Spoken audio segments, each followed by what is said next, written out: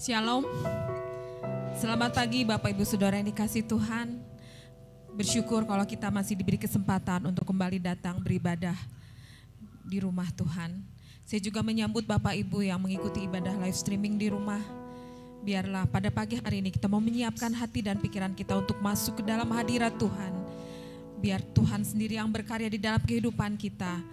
Kita bisa memperoleh berkat-Nya melalui ibadah pada pagi hari ini.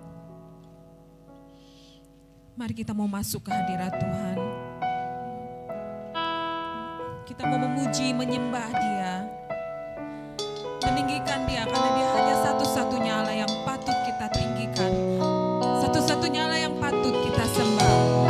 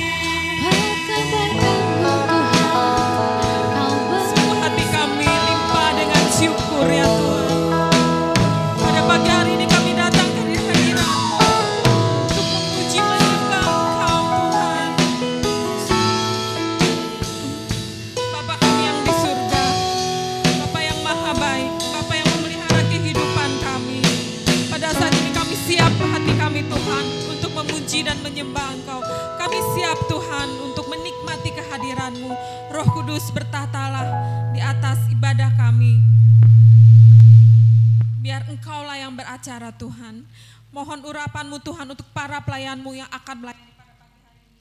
WL, singa, pemain musik, penyambut tamu semua Tuhan tidak terkecuali. Terlebih hamba-Mu yang akan menyampaikan firman Tuhan. Kau berikan urapan-Mu yang baru Tuhan, biarlah melalui bibir bibir hambamu ini, Engkau menyampaikan isi hatimu ya Bapa. Kami juga mau usir Tuhan segala kuasa-kuasa roh jahat yang akan mengganggu jalannya ibadah kami. Kami sehati kami tolak di dalam nama Tuhan Yesus. Biarlah Engkau sendiri saja yang berkuasa Tuhan, yang beracara pada pagi hari ini. Kami siap Tuhan untuk memuji, menyembah Engkau. Dalam nama Tuhan Yesus kami berdoa dan mengucap syukur. Amin.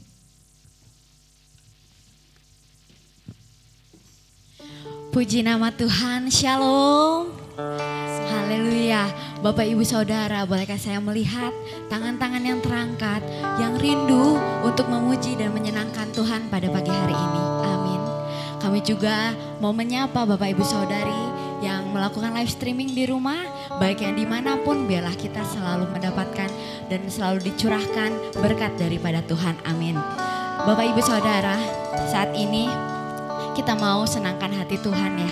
Melalui pujian kita, melalui curahan hati kita, nyatakan bahwa Tuhan Yesus baik, bahwa Tuhan teramat baik. Rasa syukur kita panjatkan dengan pujian. Haleluya. Mari Bapak Ibu kita bangkit berdiri. Kita nyatakan kebaikan Tuhan. Dengan hati bersyukur kita sembah Dia, bahwa Yesuslah Tuhan. Haleluya. Terima kasih. Haleluya.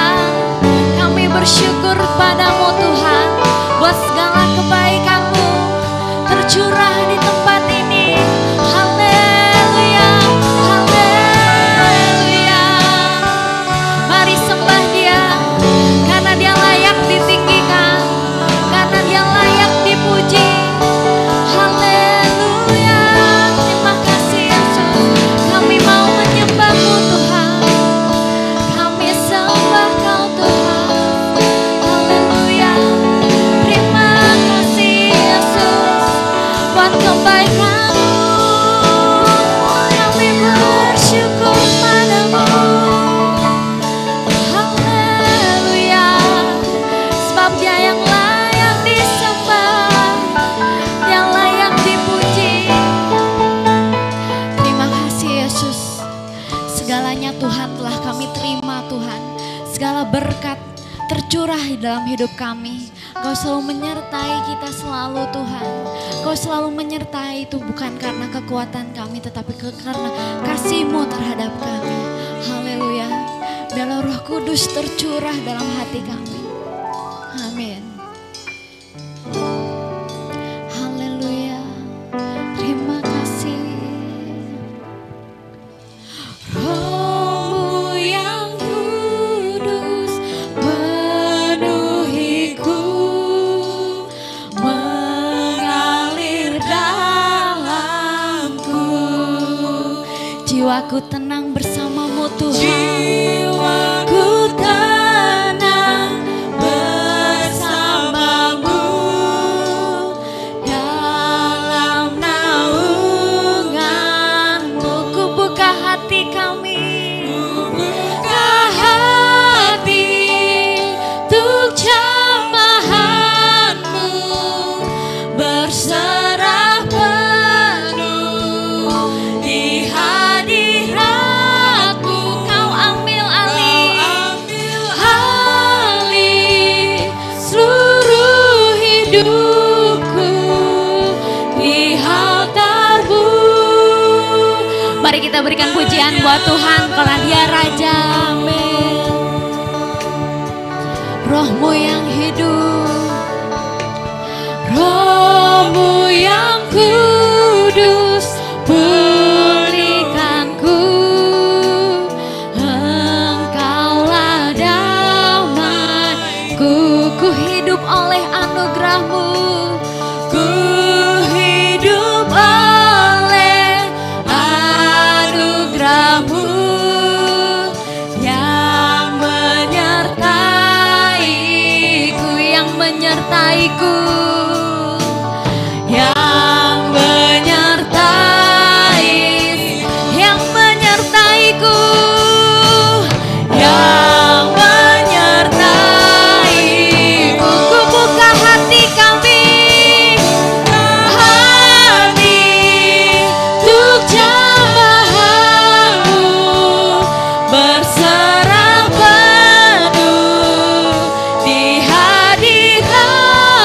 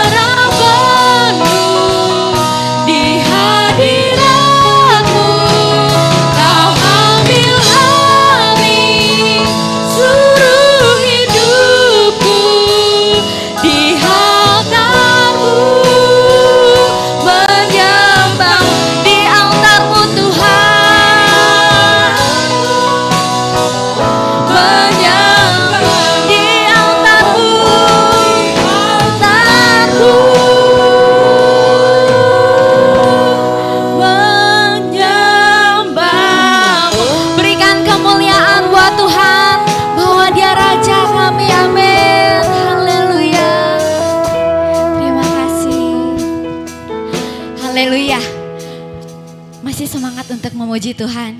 Berikan kemuliaan dulu buat Tuhan karena Dia Raja buat kami. Ya, Tuhan adalah kekuatan kita.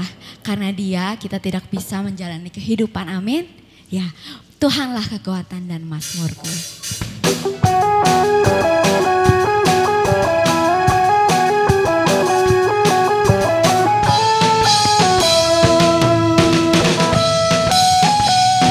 Tuhanlah kekuatan, Tuhanlah kekuatan dan mazmurku. Dia gunung batu dan keselamatanku. Hanya padamu hatiku percaya. Kaulah kebenaran dan kota perlindungan. Ku mau selalu bersyukur, ku mau selalu bersyukur. Sebab cintamu padaku takkan pernah berubah. Hatiku percaya, walau bumi bergoncang, gunung-gunung beranjak, namun kasih setiamu tak pergi dariku. Haleluya.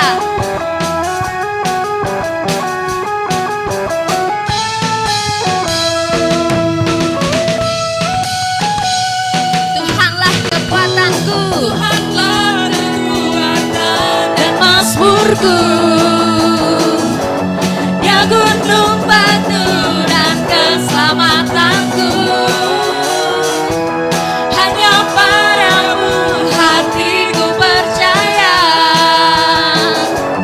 Kaulah kebenaran dan kota perlindungan. Ku mau selalu bersyukur, ku mau selalu bersyukur. Sebab cintamu padaku takkan pernah berubah.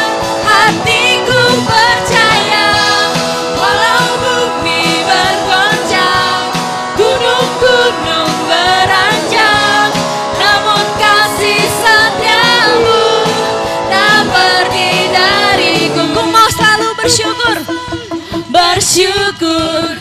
Sebab cintamu padaku takkan pernah berubah.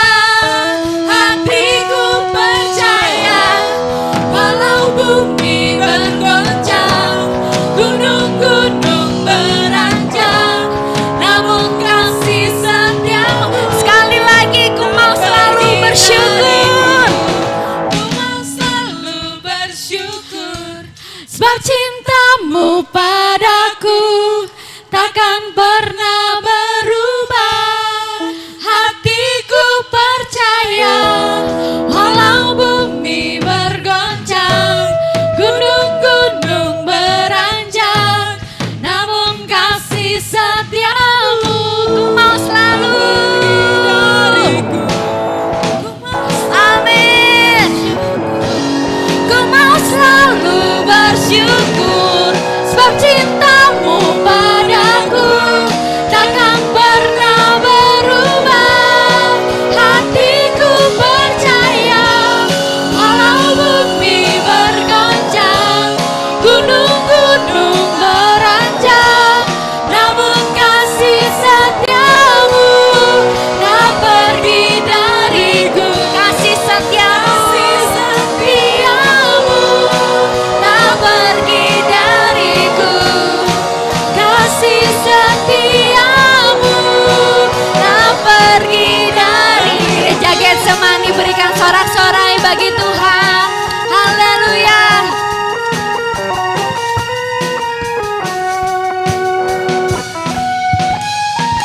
Amin.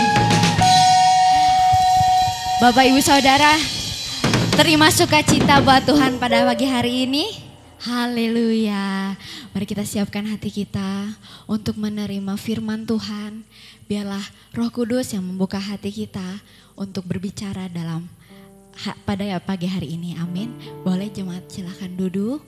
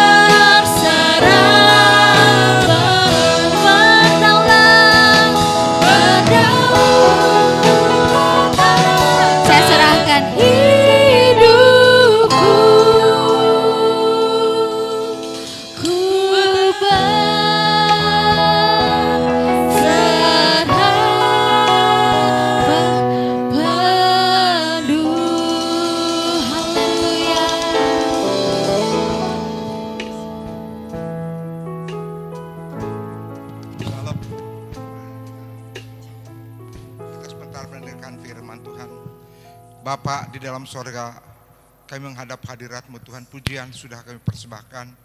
Jikalau tiba saatnya kami membenarkan sebagian dari firman, urapi kami semua Tuhan, karena tanpa urapan kami tidak ada apa-apanya Tuhan Yesus. Tetapi dengan urapan daripada Engkau, maka kami boleh mendengar firman-Mu, dan kami boleh simpan di dalam hati kami. Bahkan Tuhan Yesus, kami boleh mempraktekannya di dalam kehidupan kami. Kehidupan kami makin hari makin kuat di dalam Engkau, makin teguh di dalam Engkau Bapa. Terpujilah nama-Mu, dalam nama Tuhan Yesus kami serahkan pemberitaan firman-Mu ini. Haleluya, amin. Selamat pagi. Seberapa banyak kami yang hadir pada pagi hari ini, biarlah kita mendengarkan sebagian daripada firman Tuhan.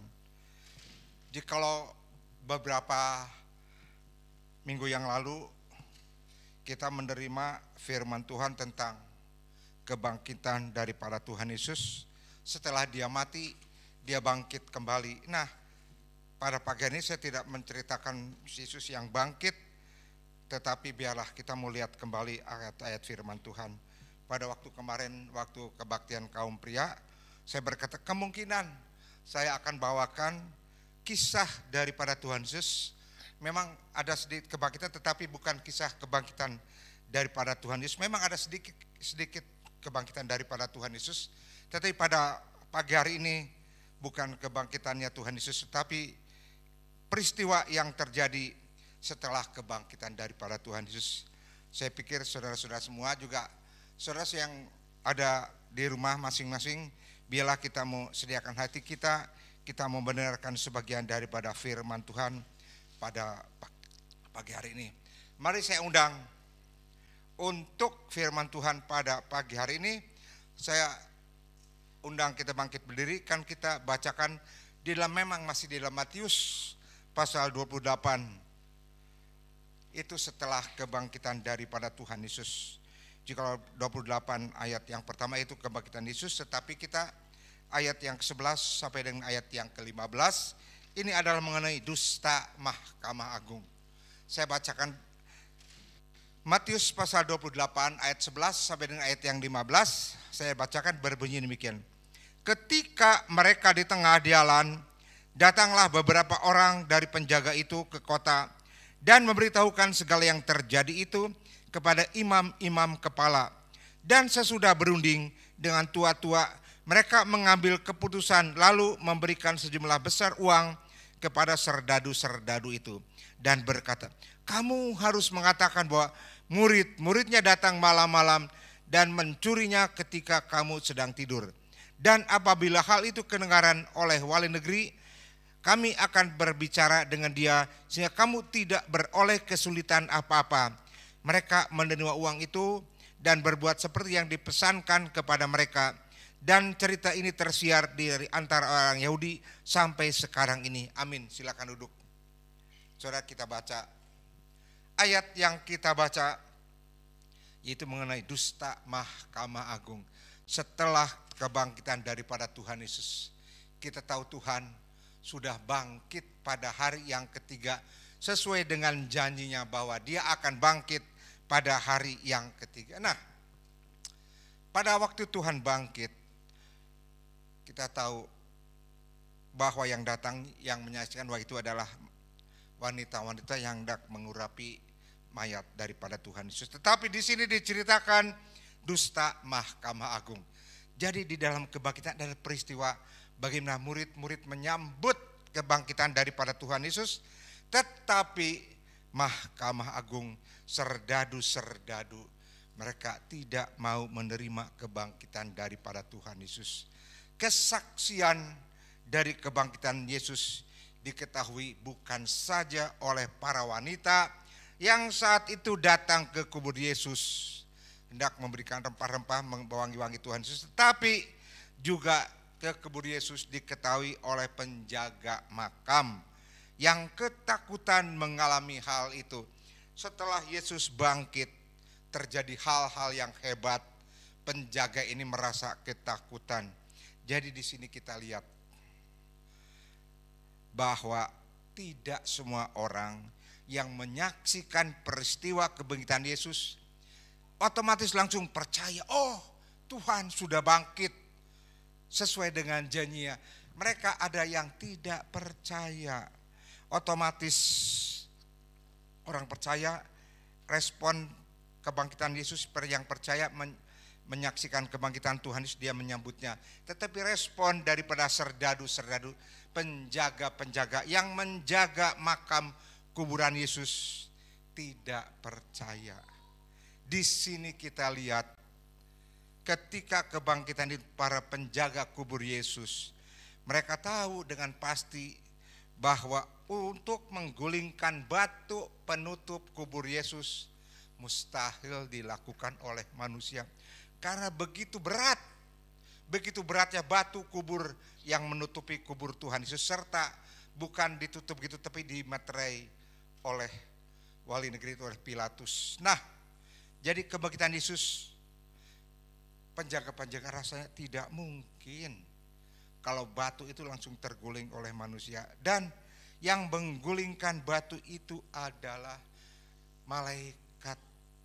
Jikalau kita baca sebelumnya, itu malaikat yang menggulingkan batu kubur daripada Yesus. Nah, saudara, kita baca penjaga-penjaga setelah melihat peristiwa itu, dia tidak percaya tetapi dia langsung pergi. Jikalau kita baca ayat yang pertama, saya bacakan lagi. Ketika mereka di tengah jalan, datanglah beberapa orang dari penjaga itu ke kota dan memberitahukan segala yang terjadi itu kepada imam-imam kepala. Jadi penjaga kubur itu pada waktu dia lihat kubur terbuka dan batu penutup terguling, mereka lari membawa berita itu kepada, di sini dikatakan kepada imam-imam kepala. Jadi para prajurit penjaga kubur Yesus, dia lari ke imam-imam kepala dan menceritakan apa yang terjadi. Mungkin dia katakan, imam-imam kepala, ada itu kubur Yesus terbuka, batunya tergolek dan kuburnya terbuka.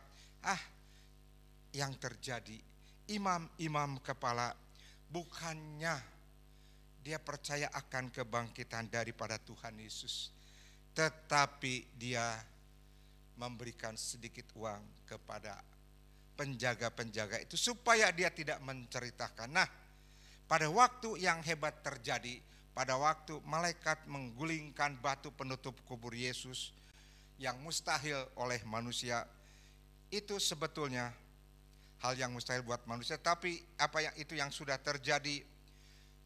Murid perempuan melihat hal itu dan setelah ada malaikat dia percaya, tetapi penjaga kubur itu mereka lari ketakutan.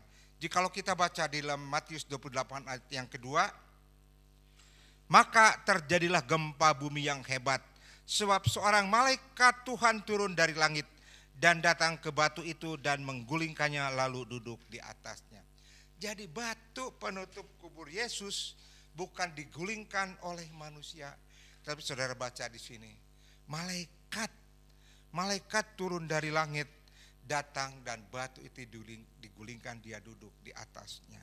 Nah, peristiwa ini buat penjaga-penjaga, padahal penjaga-penjaga ini dia menjaga pada waktu Yesus dia meninggal dan dikuburkan. Dia lihat semuanya, dan pada waktu Yesus dimasukkan ke dalam kubur, dia pun diperintahkan untuk menjaga kubur itu supaya jangan murid-murid Tuhan Yesus mencuri mayat daripada Tuhan Yesus. Jadi ini penjaga ketakutan. Bahkan di dalam ayat 4 kita baca, dan penjaga-penjaga itu gentar ketakutan dan menjadi seperti orang-orang mati. Jadi kita tahu bagaimana perasaan orang-orang yang menjaga kubur Yesus setelah pintu penutup batu terguling, mereka ketakutan dan rasanya seperti mau mati. Begitu ketakutannya mereka dan apa yang dialami olehnya itu, setelah dia mengalami ketakutan, lari kepada imam-imam. Sedangkan perempuan pengikut Yesus, jadi saudara, anehnya, saudara pikir aneh enggak? Batu penutup terguling, ada malaikat yang menyaksikan para wanita yang hendak pergi ke kubur Yesus dan penjaga sama-sama melihat peristiwanya, tetapi responnya berbeda. Respon daripada para wanita, dia yang hendak melihat kubur Yesus, dan para penjaga, jikalau para wanita dia menyambut sesuai dengan Tuhan Yesus katakan, aku akan bangkit pada hari yang ketiga. Bahkan jikalau dia melihat malaikat dan memberitakan, kamu jangan mencari yang hidup di antara orang yang mati. Itu malaikat-malaikat yang berkata kepada perempuan-perempuan, tetapi penjaga-penjaga menyaksikan hal itu, dia bukannya percaya, wah Tuhan sudah bangkit, tetapi dia lari ke imam-imam. Tadi kita baca, mereka lari kepada imam-imam kepala. Jadi sebetulnya imam-imam boleh dibilang sekarang adalah hamba-hamba Tuhan, para pendeta-pendeta. Jadi bukannya orang lain yang ini, tapi imam-imam, hamba-hamba Tuhan tidak percaya banyak sekali terjadi pada saat-saat ini, zaman ini, hamba-hamba Tuhan yang sebetulnya mereka mengabarkan Injil tetapi pikirannya bukan mengabarkan Yesus. Banyak kejadian hamba-hamba Tuhan palsu pada saat-saat ini. Sebab itu biarlah pada pagi hari ini kita boleh belajar bahwa para imam-imam bukanlah orang-orang biasa, bukanlah orang-orang Yahudi yang hanya sekedar rakyat biasa yang pergi ibadah, bukan, tetapi imam-imam adalah menunjukkan kepada hamba-hamba Tuhan. Nah, hamba-hamba Tuhan itu setelah melihat peristiwa itu, kita baca di dalam ayat yang kedua, dan sesudah berunding dengan tua-tua, mereka mengambil keputusan lalu memberikan sejumlah besar uang kepada serdadu-serdadu itu. Nah, mereka memberikan uang kepada serdadu-serdadu itu. Para penjaga diberikan uang oleh imam-imam kepala. Sedangkan perempuan-perempuan ini memberitahukan kepada murid-murid Yesus, kepada Petrus dan lain-lainnya. Jadi respon yang pertama kita lihat, respon dari para penjaga. Kita lihat para penjaga melihat peristiwa Yesus tidak ada lagi, pintu terbuka, lari kepada imam-imam. Para penjaga melaporkan kejadian dan memilih cara yang aman. Cara yang aman buat dia, wah, karena dia adalah penjaga-penjaga, dia cari yang aman dengan jalan berkompromi dengan para imam-imam kepala. Mereka berkata kepada imam-imam peristiwa yang terjadi, yang mereka saksikan sendiri. Mereka lihat pintu kubur terguling dan kubur kosong, pintu terbuka, itu mereka saksikan dan mereka berkata kepada imam-imam. Nah, imam-imam di sini katakan dia memberikan sedikit uang, di sini memberikan sejumlah besar uang kepada serdadu-serdadu. Nah, syaratnya jadi bukan karena sudah menjaga harus diberikan uang, bukan. Tetapi ada syarat yang harus dipenuhi oleh para penjaga itu, kita lihat. Dan berkata di dalam ayat 13, kamu harus mengatakan bahwa murid-muridnya datang malam-malam dan mencurinya ketika kamu sedang tidur. Jadi fakta kejadian bahwa Tuhan Yesus Kristus bangkit, fakta diubah menjadi dusta. Kebenaran yang hakiki, kebenaran yang nyata harus diubah menjadi satu dusta. Jadi kita lihat peristiwa ini, respon daripada para penjaga. Dia mencari sedikit keselamatan buat dirinya. Dia ingin bahwa dirinya mendapatkan keselamatan. Jadi dia memutarbalikkan dengan uang yang dia terima, dia memutarbalikkan fakta yang terjadi. Fakta Tuhan Yesus bangkit dibalikan menjadi dusta yang berkepanjangan. Kenapa disebut berkepanjangan? Sebab dikatakan dalam ayat 15, mereka menerima uang itu dan berbuat seperti yang dipesankan kepada mereka. Dan cerita ini tersiar di antara orang Yahudi sampai sekarang ini.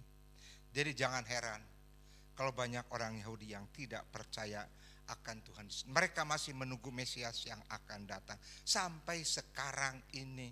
Jadi begitulah yang terjadi. Respon daripada para penjaga yang menjaga kubur daripada Yesus. Jadi perundingan, diberikan uang, kemudian cerita bahwa itu mayat pada malam dicuri oleh murid-murid Tuhan Yesus. Dusta menjadi fakta, kebenaran menjadi dusta. Ini jadi seolah berita hoax. Kita harus sekarang banyak berita-berita hoax. Faktanya di berita hoax menjadi berita palsu. Nah, jadi fakta yang diputarbalikkan untuk menutupi kebenaran akan kebangkitan Tuhan Yesus.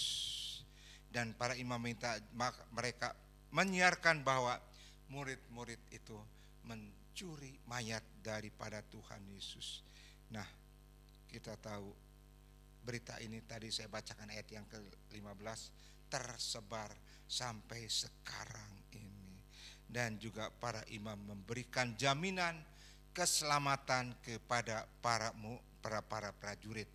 Di sini kita lihat ayat 14, dan apabila lalu kedengaran oleh wali negeri, kami akan berbicara dengan dia sehingga kamu tidak beroleh kesulitan apa-apa.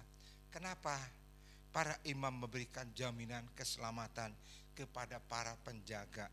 Disediakan berbicara kepada wali negeri. Sebab perintah menutup dan memeterai adalah dari Pilatus sendiri. Jadi jangan heran kalau sampai sekarang di bangsa Israel, saya katakan sampai di sini kan sampai sekarang ini masih menunggu kedatangan Mesias, dan nanti akan tiba saatnya mereka percaya pada waktu Tuhan kembali, oh itu memang Mesias. Jadi para imam-imam, berita yang palsu, berita hoaks beredar terus di antara karangan umat Yahudi. Sedangkan para wanita, dia percaya akan kedatangan daripada Tuhan, akan kebangkitan daripada Tuhan. Jadi jangan heran buat kita semua, banyak peristiwa-peristiwa yang terjadi pada saat ini. Banyak wali-wali negeri, pemerintah yang sampai saat ini tidak menerima berita pekabaran Injil. Terutama negara-negara komunis menutup pekabaran Injil, juga paham lain menutup pengabaran. Tetapi berita ini banyak penginjil, banyak misionaris yang pergi ke tempat-tempat komunis, pergi ke daerah-daerah yang susah dikabarkan Injil, dan mereka kabarkan Injil. Sehingga banyak orang komunis, banyak faham lain yang menerima akan Tuhan Yesus. Itu karena murid-murid perempuan ini. Jadi tadi dikatakan daripada para imam, mereka akan memberikan jaminan keselamatan kepada perwira-wira, kepada serdadu-serdadu yang menjaga kubur Yesus. Nah sekarang pertanyaan, kenapa perlu jaminan? Kenapa kok dijamin, udah dikasih uang terus berita ini, tetapi dijamin akan keselamatannya? Jadi memang kita tahu sekarang bahwa lidah tidak bertulang. Banyak peristiwa-peristiwa, hal-hal yang buruk terjadi, perkataan-perkataan yang tidak baik terjadi karena memang lidah tidak bertulang. Bagaimana kita bisa menguasai alat di dalam mulut lidah ini? Firman Tuhan kata, kalau bicaramu mengendalikan lidah, maka engkau sempurna. Jadi dengan lidah yang tidak bertulang, seringkali kita berkata hal-hal yang dusta. Prajurit ini berkata hal yang dusta, fakta-fakta kebenaran diubah menjadi dusta. Nah, jadi jangan heran bagi kita semua sampai saat ini jikalau hoaks banyak terjadi. Nah, tadi saya kembali kita lihat kenapa perlu jaminan keselamatan. Ingat kubur Yesus atas perintah Pilatus. Lebih kita baca 27, Matius 27 ayat 65-66. Matius 27 ayat 65-66. Berbunyi, kata Pilatus kepada mereka, ini penjaga bagimu, pergi dan jagalah kubur itu sebaik-baiknya. Maka pergilah mereka, dan dengan bantuan penjaga-penjaga itu mereka memeterai kubur itu dan menjaganya. Jadi kubur Tuhan Yesus itu dimeterai dan dijaga. Kalau sudah dimeterai, kita tahu meterai adalah penguat. Surat-surat yang sekarang perlu meterai, tanda bahwa surat itu resmi, surat itu kuat, surat itu tidak bisa diganggu-gugat. Nah, kubur yang ditutup dan dimeterai harus dijaga, berarti itu dijaga harus dengan kuat dan meterai. Tidak boleh ada yang menggulingkannya, tidak ada yang boleh membukanya. Nah, jikalau para penjaga melihat kubur terbuka dan meterai, dia tidak memperdulikan meterai, dia ketakutan, lari ketakutan. Jadi perlu keselamatan, perlu jaminan keselamatan. Sebab itu para imam-imam yang di sini katakan berkata kepada wali negeri, kami akan berbicara dengan dia sehingga kamu tidak beroleh kesulitan apa-apa. Mereka berbicara dengan wali-wali negeri akan kejadian bahwa mayat itu dicuri oleh murid-murid daripada Tuhan Yesus. Kenapa demikian? Karena kalau para penjaga lalai menjaga kubur Tuhan Yesus sehingga hilang, mereka pasti mendapatkan hukuman. Pasti kubur dijaga, ditutup dan dijaga di meterai. Jikalau itu kubur terbuka, mereka harus mendapatkan hukuman. Jadi para penjaga ini yang menjaga harus mendapatkan hukuman, dan mereka tidak takut karena di sini para imam-imam akan menjaga rahasia mereka dan wali-wali negeri tidak menghukum mereka. Jikalau kita lihat pada waktu peristiwa, kita baca Kisah 16 ayat 27, lebih kita baca ayatnya. Supaya ini bukan perkataan saya, tapi ini adalah firman Tuhan. Kejadian 16 ayat 27. Kalau sudah dapat saya bacakan. Kisah Rasul 16 ayat 27. Berbunyi demikian.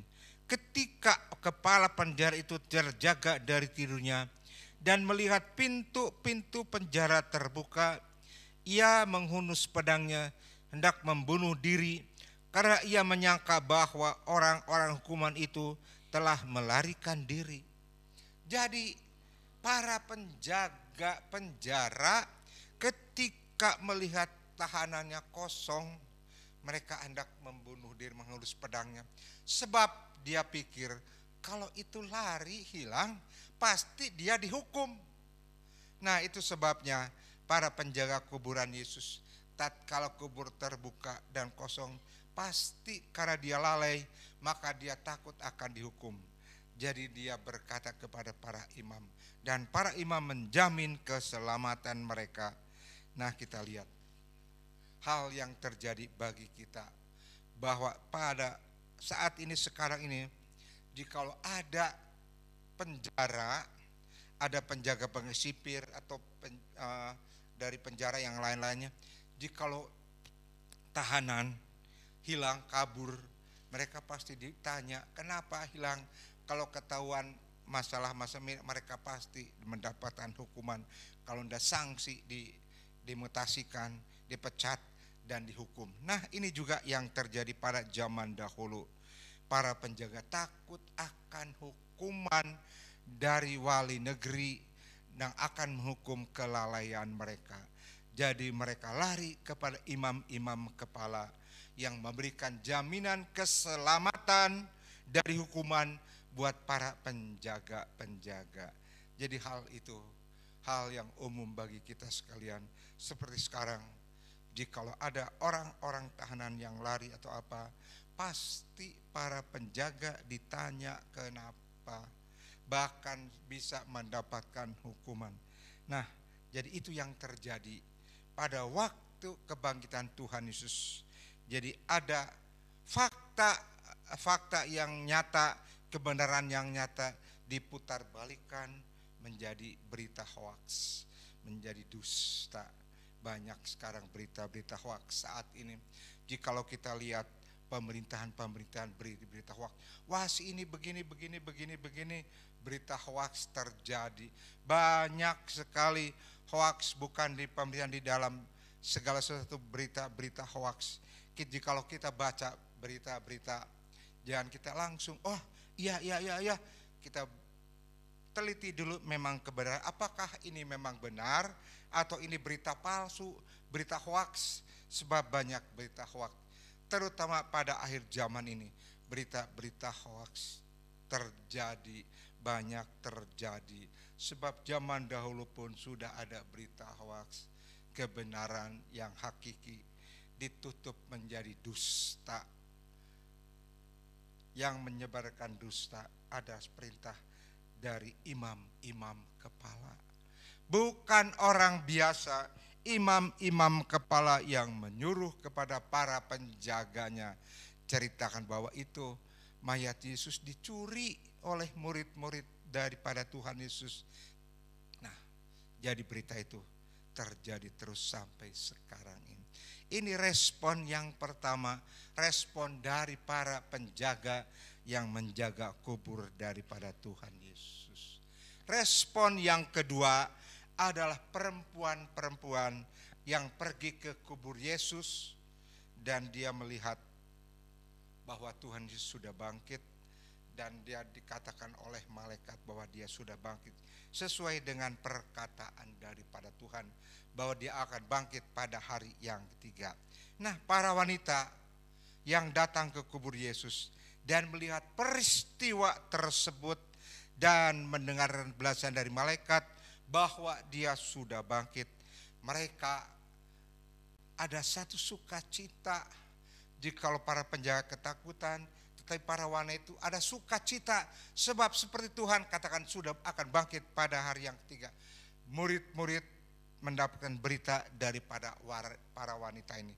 Para wanita itu pergi lari memberitakan kabar itu kepada rasul-rasul, kepada Petrus dan kepada murid-murid yang lain bahwa Tuhan sudah bangkit. Nah, peristiwa ini murid-murid yang sebetulnya pada waktu Tuhan meninggal, pada waktu Tuhan mati, dia ada dalam kedukaan. Bahkan ada yang pergi mencari ikan kembali, juga ada kisah lain pergi ke Emmaus karena mereka kecewa. Dia pikir, wah Tuhan akan membangun kerajaan, tapi kenapa kok Tuhan yang dia sembah bangkit. Nah, Tuhan yang dia sembah meninggal. Dan setelah kebangkitan ada satu sukacita. Petrus pergi ke kubur, murid-murid lain pergi ke kubur. Satu sukacita di antara murid-murid Tuhan Yesus. Kita lihat berita-berita di dalam Lukas 24 ayat 9 dan ayat yang ke-10. Lukas 24 ayat 9 dan ayat 10. Lukas 24 ayat 9 dan ayat yang ke-10 berbunyi demikian. Dan setelah mereka kembali dari kubur, mereka menceritakan semua itu kepada ke-11 murid dan kepada semua saudara yang lain. Perempuan-perempuan itu ialah Maria dari Magdala dan Yohana dan Maria ibu Yakobus dan perempuan-perempuan itu lain juga yang bersama-sama dengan mereka memberitahukannya kepada rasul-rasul. Respon yang kedua murid-muridnya setelah perempuan-perempuan menceritakan Yesus sudah bangkit, mereka bercerita kepada rasul-rasul, oh Tuhan sudah bangkit. Jadi mereka ada di dalam duka cita berubah menjadi satu sukacita. Mereka pergi ke kubur hendak menyaksikan kebangkitan daripada Tuhan Yesus. Nah, murid-murid setelah lari ke kubur dan perkembangan selanjutnya di mana Tuhan Yesus menampakkan diri kepada murid-murid dan kepada semua murid-murid. Ada juga murid yang tadinya tidak percaya, Thomas, tetapi setelah melihat Yesus dia percaya. Murid-murid setelah percaya melihat kebangkitan Tuhan Yesus dia percaya dan makin berani dia kabarkan Injil. Apalagi setelah Tuhan Yesus mencurahkan Roh Kudus dan semakin berani murid-murid Tuhan Yesus memberitakan Injil kemanapun. Walaupun jiwa mereka akan dibunuh, tetapi mereka tidak takut. Jadi respon yang kedua, mereka beritakan Injil dengan penuh keberanian, tidak takut akan apapun. Murid-murid pergi, bahkan kita lihat Petrus dia kabar, setelah mendapat Roh Kudus dia kabarkan Injil. Beberapa ribu orang kemana-mana murid-murid memberitakan Injil dengan penuh keberanian tanpa ada sedikit pun rasa takut. Wah, takut akan pemerintah, takut akan yang akan menangkap mereka, memenjarakan mereka. Tetapi mereka semua tidak takut lagi. Dengan berita kebenaran mereka penuh keyakinan memberitakan Injil. Sesuai dengan perkataan Tuhan Yesus setelah Tuhan bangkit, beritakanlah Injil kemana-mana, ke seluruh dunia. Itu amanat agung yang Tuhan Yesus berikan kepada murid-muridnya. Jadi walaupun murid-murid ada yang di penjara, kita Petrus pernah di penjara, Paulus, Silas di penjara, mereka tetap mengabarkan Injil. Kita tahu rasul-rasul semuanya mati dibunuh karena mengabarkan Injil, tetapi mereka tidak takut. Karena mereka sudah mendapatkan Roh Kudus, kekuatan dari Tuhan. Roh Kudus memimpin mereka, kabarkan Injil. Kepala dipenggal seperti Petrus disalib dengan kepala di bawah, tidak takut digoreng atau di apapun, ditarik dengan kuda. Mereka tidak takut semuanya karena ada jaminan bahwa kematian bukan akhir dari hidup mereka, tetapi dengan kematian mereka diubahkan akan hidup bersama-sama dengan Tuhan Yesus. Jadi kita lihat peristiwa ini respon pertama, dan respon yang kedua akibatnya murid-murid kabarkan Injil kemana-mana walaupun harus mati. Rasul Paulus walaupun harus dipenjara dan dia mati karena nama Tuhan. Imam-imam melarang berita Injil, respon yang pertama. Tetapi semua murid bekerja mengabarkan Injil. Jadi kita lihat bahwa itu harus terjadi. Seperti Tuhan Yesus beritakan Injil, murid-murid sebagai penerus beritakan Injil kemana-mana pun. Bahkan Rasul Paulus ke tempat-tempat orang-orang kafir, dia beritakan Injil sehingga banyak orang menerima akan berita ini. Mereka semua menerima Tuhan Yesus sebagai juru selamatnya. Ya, tidak ada paham komunis yang dapat menahan mereka. Tidak ada paham-paham lain yang melarang untuk beribadah, tetapi mereka tetap mengabarkan Injil kemanapun, walaupun harus mendapatkan hukuman, larangan-larangan, tetap mereka kabarkan Injil. Misionaris pergi kemanapun. Jikalau saya pernah baca, saya lupa bukunya sekarang. Saya dulu ada buku kisah kehidupan Kristus di hati orang Korea, di mana orang Korea, seorang ibu anaknya jadi hamba Tuhan dibunuh. Ibu ini tidak berdoa buat si pembunuh, tidak, tetapi dia masih anak yang kedua jadi hamba Tuhan lagi. Dibunuh lagi anak yang 3H jadi hamba Tuhan. Dibunuh lagi, dia berkata, Tuhan, biarlah si pembunuh anak-anakku Engkau pakai menjadi hamba Tuhan. Ini makanya Korea Selatan begitu luar biasa berkembang. Karena doa dari ibu ini, 3 anak dibunuh, tetapi dia berdoa, biarlah si pembunuh itu menjadi hamba Tuhan. Jadi kita lihat bagaimana perkembangan Kristen, perkembangan daripada murid-murid Tuhan yang setelah kebangkitan Yesus kabarkan Injil kemana-mana. Korea Selatan begitu bergolak akan kabar Injil. Bagaimana banyak orang dimenangkan. Saya juga pernah baca kisah daripada, terus terang ini berkata, ini yang bahasanya saya katakan juga kurang bagus. Jadi pemerintah tahu ada perjamuan kudus. Nah, orang-orang yang ditahanan katakan, kamu adakan perjamuan kudus, tetapi bukan memberikan roti dan anggur. Apa yang mereka berikan? Maaf kata, kotorannya diberikan sebagai roti dan air kencingnya sebagai anggur. Tetapi murid-murid ini, para orang Kristen ini dikatakan oleh para penjaganya, oleh sipir-sipir, oleh pemerintahan harus dilakukan demikian perjamuan kudus. Mereka berbicara kepada Tuhan, Tuhan, ini kehendak mereka, kehendakmu yang terajin. Mereka lakukan. Dan apa yang mereka lakukan bukan mereka merasa jijik akan kotoran yang mereka makan, minuman air kencing yang mereka minum, tetapi mereka ada satu sukacita, Tuhan sanggup merubahkan apapun. Begitu luar biasa. Jadi kita pagi ini akan merayakan perjamuan kudus. Itu boleh menjadi kekuatan buat kita bahwa dia sudah berkorban, mati buat kita semua, menebus dosa kita yang seharusnya dosa-dosa kita, di mana kita yang seharusnya dihukumkan sesuai dengan dosa-dosa kita, mendapatkan hukuman yang setimpal, begitu luar biasa yang harus kita terima. Tetapi dia sudah menjadi substitusi, menggantikan kita, mati buat kita, mati sehingga kita yang harusnya dihukumkan mendapatkan keselamatan oleh karena korban daripada Tuhan Yesus sendiri.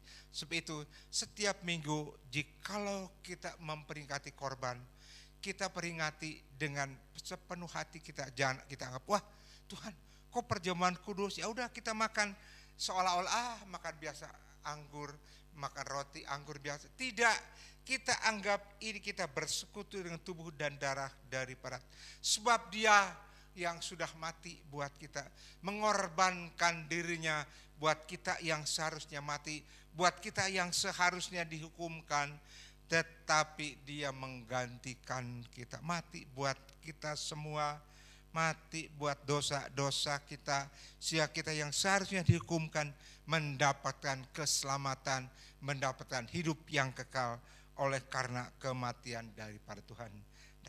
Nah, jadi pemberitaan Injil berjalan terus sampai sekarang sesuai dengan amanat agung. Beritakan Injil kemana-mana. Jadi saat ini berita Injil, hamba-hamba Tuhan, misionaris pergi ke negeri-negeri, ke tempat-tempat terpencil untuk memberitakan Injil sesuai dengan amat agung daripada Tuhan Yesus. Jadi jangan kita heran jikalau sekarang banyak negara-negara yang tadinya tidak percaya Tuhan melarang, banyak yang percaya akan Tuhan. Bahkan saya mendapat WA di negeri RRC Cina, di mana gereja berdiri dengan megahnya, beribu-ribu anak-anak Tuhan beribadah. Itu karena penginjilan, dan mereka boleh menerima berita Injil, dan mereka boleh menerima Tuhan Yesus. Bahkan juga di negara Arab ada banyak orang Kristen yang beribadah kepada Tuhan. Saya lihat juga negara-negara lain, negara-negara Muslim yang tadinya tidak boleh, banyak orang Kristen. Jadi itu adalah peristiwa setelah kebangkitan daripada Tuhan, murid-muridnya memberitakan Injil dengan berani, berkembang terus sampai sekarang. Dan semua orang pergi memberitakan Injil kemana-mana. Walaupun ya terkadang misionaris pergi dari keluarganya, keluar dari negerinya, tetapi mereka mau kabarkan Injil untuk kebesaran nama daripada Tuhan. Nah, jadi pada saat ini biarlah kita juga sebagai anak-anak Tuhan, hidup kita biarlah boleh menjadi berkat. Bukan hanya tinggal begini-begini saja minggu ibadah, ada MK ini ikut, tetapi biarlah kita belajar untuk menyaksikan kasih daripada Tuhan, sebab tidak lama lagi dia akan datang untuk yang kedua kalinya. Saudara pikir waktu itu berjalan begitu cepat? Kemarin rasanya baru Desember mendatang, sekarang udah bulan April lagi. Terasa langkat, waduh udah April lagi. April coba nanti tidak terasa atau udah mau Desember lagi. Itu kedatangan Tuhan sudah dekat. Jadi waktu tidak terasa, setiap hari tidak terasa, berjalan dengan begitu cepatnya. Hari berganti hari, berjalan dengan cepat. Sebab itu biarlah kita lebih hari lebih mencintai Tuhan. Kita lebih hari lebih dekat kepada Tuhan. Kita lebih hari lebih beribadah dengan sungguh-sungguh. Kita melihat setelah pemberitaan ini, di mana Tuhan Yesus diberitakan dengan penuh sukacita kemana-mana. Sebab sesuai dengan firman Tuhan, kita baca ayat yang terakhir, Roma yang pertama ayatnya yang kelima. Roma yang pertama ayatnya yang kelima. berbunyi demikian. Dengan perantaraannya kami menerima kasih karunia dan jabatan rasul untuk menuntun semua bangsa supaya mereka percaya dan taat kepada namanya. Jadi kita lihat dengan perantaranya kita menerima kasih dan memberitakan Injil supaya semua orang percaya dan taat kepada nama daripada Tuhan Yesus. Itu adalah kehendak daripada Tuhan buat kita semua. Mungkin kita tidak mengabarkan Injil, mungkin kita tidak sebagai pekabar Injil, tetapi talenta yang kita miliki, mungkin kita hanya bisa berdoa. Kita berdoa untuk pelayanan pekerjaan Tuhan, untuk penginjilan ataupun pelayan-pelayan di gereja dimanapun, supaya Tuhan pakai. Dan juga saat ini masih pandemi, ada juga yang talenta harus besuk ke rumah sakit, ke rumah tangga, walaupun sekarang tidak bisa digunakan, tetapi saatnya setelah corona tidak ada, kita lakukan perintah Tuhan. Kita jalankan apapun talenta yang Tuhan berikan kepada kita. Talenta yang Tuhan berikan kepada kita tidak sama, masing-masing tidak sama, tetapi biarlah kita lakukan untuk kebesaran nama daripada. Ada lagu yang hidupku harus menjadi berkat. Biarlah hidup kita menjadi berkat karena kita melakukan kehendak Tuhan. Talenta-talenta yang Tuhan berikan kita kerjakan, dan kita simpan talenta itu, sebab kita harus bertanggung jawab kepada Tuhan. Ada yang 5 talenta, 2 talenta, 5 talenta lakukan dan berkembang, 2 talenta lakukan dan berkembang. Sebaliknya yang 1 talenta dia pendam, dan Tuhan minta pertanggungan jawab atas yang menerima 1 talenta itu. Jadi kita yang sudah mendapatkan talenta masing-masing, sebab Tuhan sudah berkata bahwa setiap orang akan mendapatkan talenta sesuai dengan pribadinya, sesuai dengan karakter-karakter kita. Kita lakukan talenta-talenta itu supaya berkembang, supaya nama Tuhan ditinggikan dan dipermuliakan. Sebab itulah yang harus kita kerjakan pada akhir zaman ini. Kita lakukan kehendak daripada Tuhan. Apapun kita lakukan untuk kebesaran nama daripada Tuhan. Amin. Mari kita berdoa. Untuk sebentar kita akan melakukan perjamuan kudus. Bapa, terima kasih buat firman-Mu. Kami berserah kepada Engkau Tuhan. Berita firman-Mu Tuhan, dengan kematian daripada respon Tuhan Yesus, manusia atas kebangkitan Tuhan, memberitakan Injil kemana-mana Tuhan.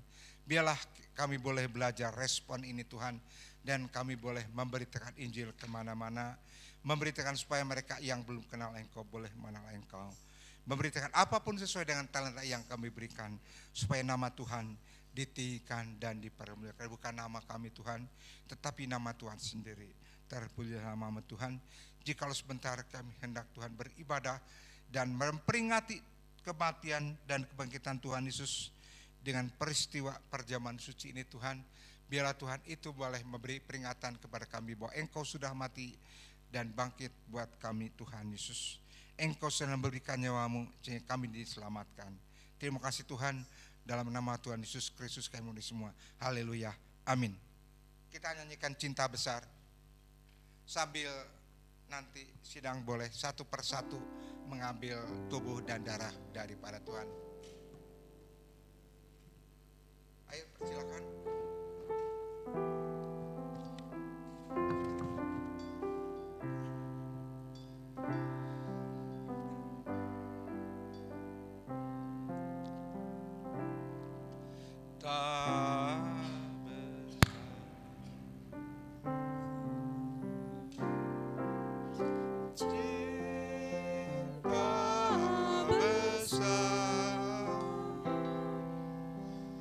Tidak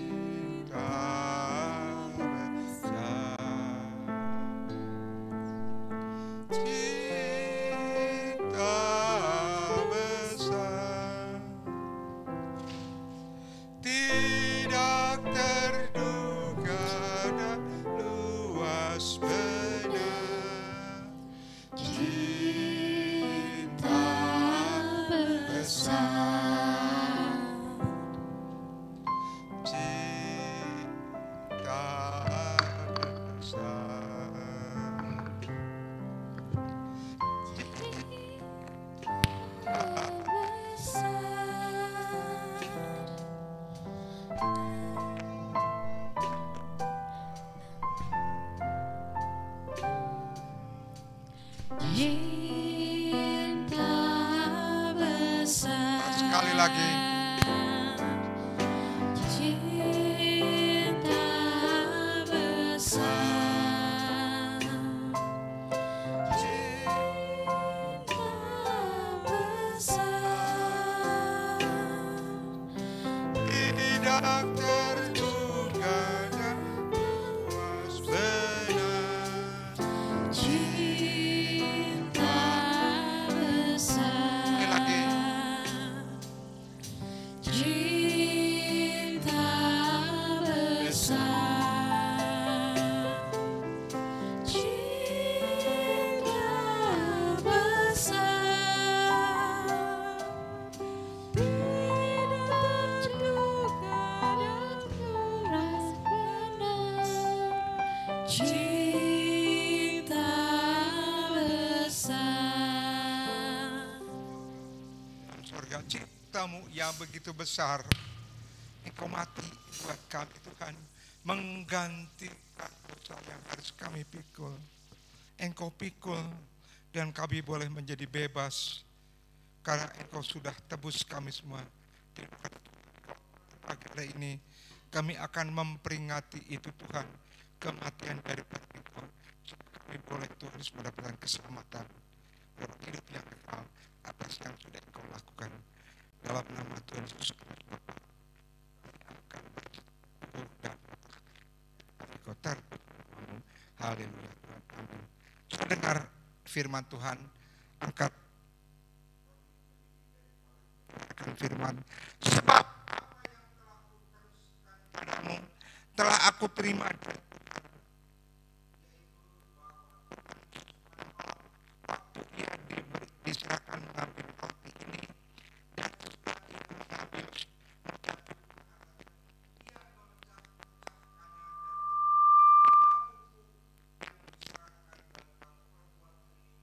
jadi peringatan akan aku, bukan lambang daripada tubuh Tuhan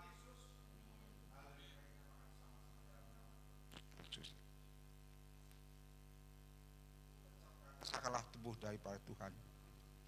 Haleluya. Kita angkat cawan lebih tinggi daripada kita akan kita dengar firman Tuhan. Demikian juga ia mengambil cawan sesudah makan lalu berkata, cawan ini adalah perjanjian baru yang dimeteraikan oleh darahku. Perbuatlah ini setiap kali kamu meminumnya menjadi peringatan aku. Bukankah anggur ini adalah lambang daripada darah Tuhan Yesus? Amin. Mari kita makan sama-sama dalam nama Tuhan Yesus.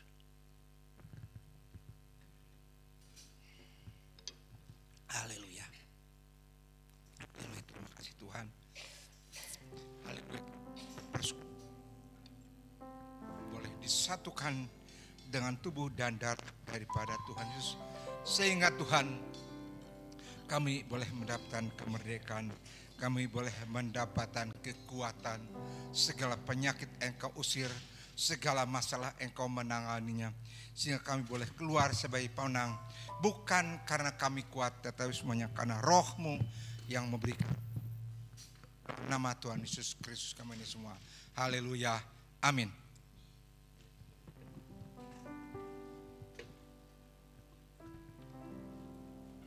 Puji Tuhan, kita sudah diberkati oleh firman Tuhan yang sudah disampaikan oleh Bapak Markus. Saudara, ada beberapa pengumuman yang perlu kita ketahui bersama.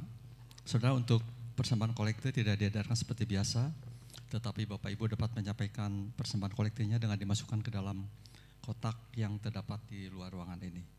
Dan bagi Bapak Ibu yang beribadah secara streaming di rumah masing-masing, dapat menyampaikan kolektif persembahan atau perpuluhannya melalui transfer bank, melalui akun-akun yang terdapat di Warta Jemaat. Saudara, untuk kebaktian Minggu tanggal 25 April 2021 di gereja dan secara online streaming dimulai pukul 7.15 disertai perjamuan kudus dengan tugas pelayanan song leader Bapak Niko, kemudian singer Ibu Sylvia dan Ibu Emi, penyambutan tamu Pendeta Naomi dan Ibu Vera, multimedia Saudara Hansel, dan pendoa syafaat Bapak Handi. Untuk kebaktian sekolah minggu dan remaja, kebaktian kaum wanita, kebaktian kaum pria, dan doa pagi hari Sabtu di gereja belum dapat dilaksanakan. Kita masih menunggu kondisi benar-benar aman dari pandemi virus corona. Kemudian doa pagi setiap hari Sabtu pukul 6 di rumah masing-masing melalui Zoom meeting. Kemudian ada kebaktian MK pada hari Jumat tanggal 23 April 2021 secara WA online streaming.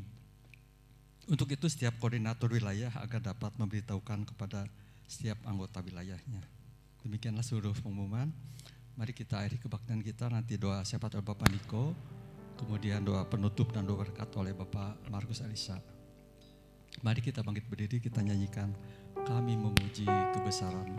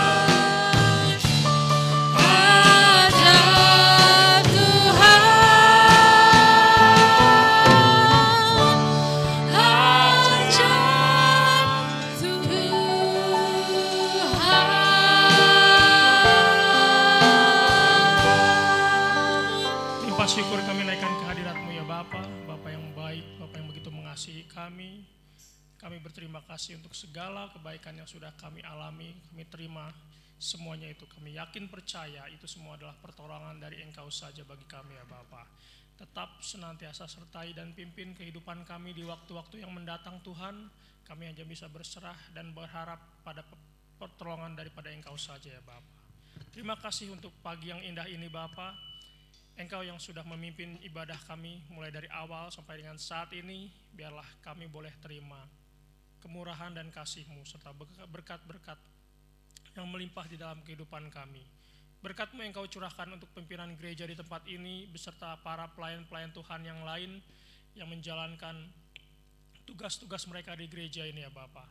Berkat-Mu juga yang Kau alirkan untuk hamba-hamba-Mu yang pada pagi hari ini melayani Engkau. Engkau juga berkati jemaat-jemaat yang hadir maupun mereka yang di rumah yang menyaksikan dengan secara live streaming. Engkau juga peliharakan semua mereka ya Bapa. Kami serahkan kerinduan gereja kami di tempat ini Tuhan ke dalam tangan-Mu. Setiap jam-jam ibadah yang waktu-waktu akan datang, kami percayakan Engkau selalu mengirim kuasa-kuasa Roh Kudus-Mu untuk memenuhi hati dan pikiran anak-anak-Mu. Di dalam setiap kegiatan ibadah kami, biar kuasa-Mu boleh kami rasakan. Terima kasih Tuhan, kami serahkan doa ini hanya di dalam nama Tuhan Yesus Kristus. Haleluya. Bapak, ucapan syukur.